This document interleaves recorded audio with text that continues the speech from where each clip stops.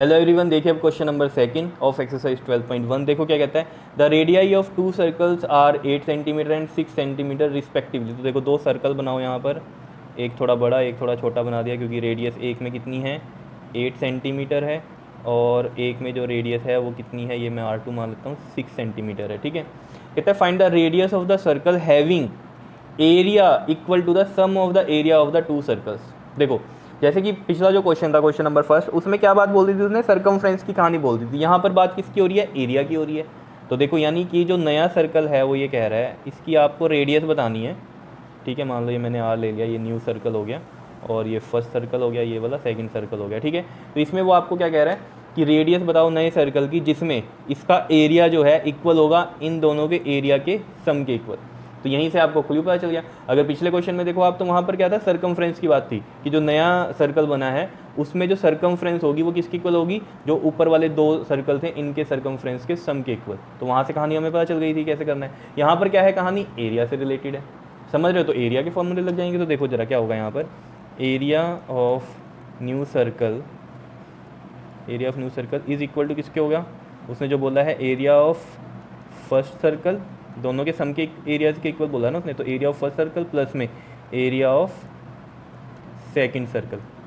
Clear है इतनी बात या नहीं, बताओ ज़रा। ठीक है, ये सॉल्यूशन में चल रहे हैं हम इसके। ठीक, तो देखो area of new circle, circle का एरिया हमें पता है पाई आर स्क्वायर होता है, और जो हमने सर्कल लिया नए वाला उसमें रेडियस आर रखी है, तो यहाँ पर मैं पाई आर स्क्वायर कैपिटल आर लूँगा यहाँ पर। ये एरिया ऑफ फर्स्ट सर्कल में पाई R1 का स्क्वायर हो जाएगा, बिकॉज रेडियस इसमें हमने R1 ली है। और एरिया ऑफ सेकंड सर्कल में क्या हो जाएगा, पाई R2 का स्क्वायर हो जाएगा, बिकॉज यहाँ पर रेडियस कितनी ली है, R2 ली है। क्लियर हो रही होगी बात। ठीक है, अब देखो हमें करना क्या है, यहाँ पर देखो पाई ये रहा, R हमें निकालना है, पाई ये रहा, और R1 कितना है हमारे पास 8, तो 8 का स्क्वायर हो गया, और R2 कितना है हमारे पास 6, तो यहाँ पर 6 का स्क्वायर हो गया। अब हमें क्या करना है, पाई कॉमन ले लो यहाँ से, ये 8 का स्क्वायर प्लस में इधर से क्या बच गया 6 का स्क्वायर, और यहाँ से ये पाई आर स्क्वायर है ही, पाई से ये पाई कैंसिल हो जाएगा। देखो ये कैसे कैंसिल होते हैं, अगर हम पाई को यहाँ से हटाते तो इसके नीचे ना जाता, तो पाई से पाई कैंसिल हो जाता।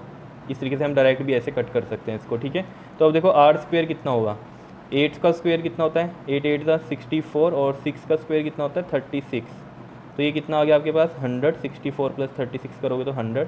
अब ये स्क्वायर जब हम यहाँ से हटाते हैं तो दूसरी साइड क्या हो जाता है, स्क्वायर रूट हो जाता है। क्या इतनी बात क्लियर है या नहीं है, कैसे होती है ये कहानी।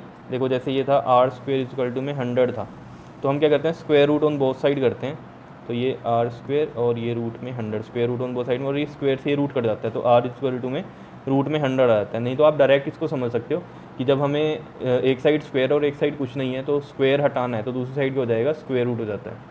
ठीक है, और 100 का रूट आपको पता है कितना होता है, 10 होता है। कैसे, देखो रूट में वैल्यू है ना, अगर 100 के हम फैक्टर करेंगे तो देखो 10 इंटू 10 बनेंगे, और ये दो के पेयर बन रहे हैं, तो ये 10 बाहर आ गया एक सिंगल। ठीक है, तो ये रेडियस आ गई हमारे पास न्यू सर्कल की, कितनी आई है ये 10 सेंटीमीटर, और यही आपके पास इसका आंसर होगा। दिखाई दे रहा है, समझ में आया क्वेश्चन, बिल्कुल सिंपल था, बस यहाँ एरिया को हमने रिलेट किया है, और पिछले क्वेश्चन जो क्वेश्चन नंबर फर्स्ट था उसमें हमने सर्कमफ्रेंस को रिलेट किया था, और आंसर हमारे पास इस तरीके से आएंगे। क्लियर है, कर लोगे ये क्वेश्चन।